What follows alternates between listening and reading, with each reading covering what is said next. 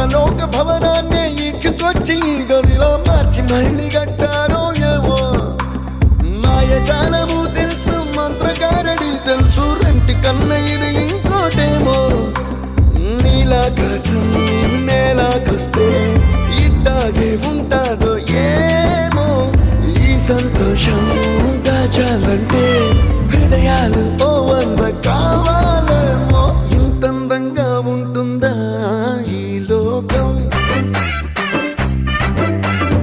ఇన్నాళ్ళు ఈ మనసుకి తెలియాలే